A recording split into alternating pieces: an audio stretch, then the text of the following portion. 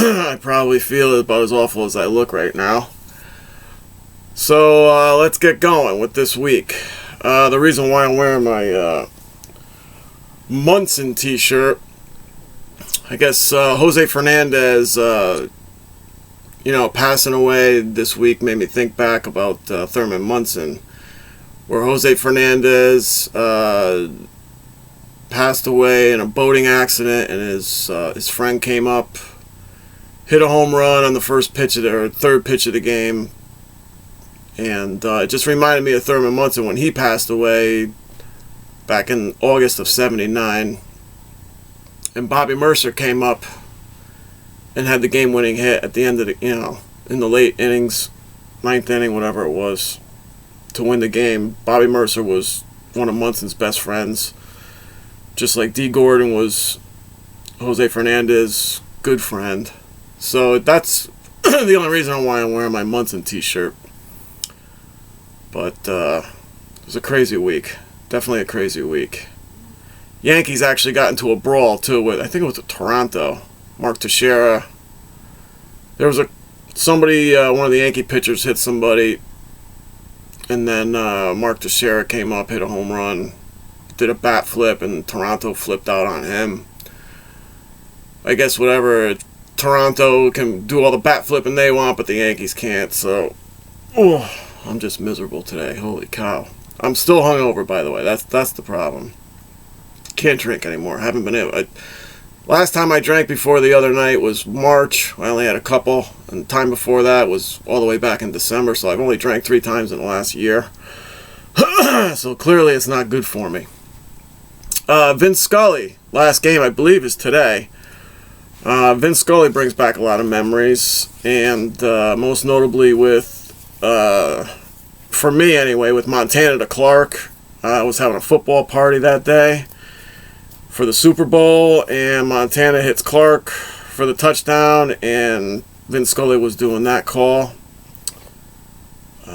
He also had the Kirk Gibson home run off of Eckersley. I remember that game distinctly because I was rooting for the A's. I hated the Dodgers, being a Yankee fan, and I was rooting for the A's.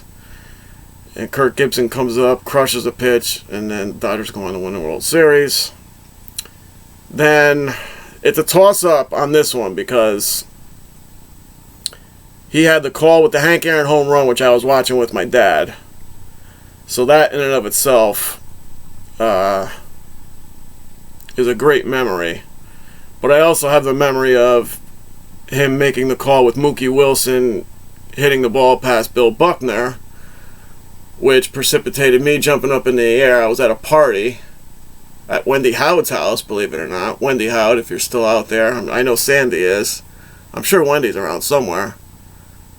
There was a big party over there. We're watching the game, jumping up and down, and then my good friend Chris Morgan precipitates dumping a beer on me, and I just started laughing. I didn't even care because I knew that the Mets were going to beat the Red Sox in the World Series at that point, even though there was a couple more games left. But so those are the most notable calls in my life for Vince Scully. Alright, so let's get on to this week's picks because this is really ugly today. Sorry about this. Alright, the first pick I'm going to give you guys is the over in the Cleveland-Washington game. Why? I don't know. Both of these teams, they can't play defense. They're in Washington. Washington should be able to put up some points against Cleveland. I can't imagine it's going to get any worse. 45.5 is pretty low. If you can buy it down to, you can buy that down to 42, maybe even. Let's see what happens. But 45, even buy it down to just 45 instead of 45.5. You should be all right.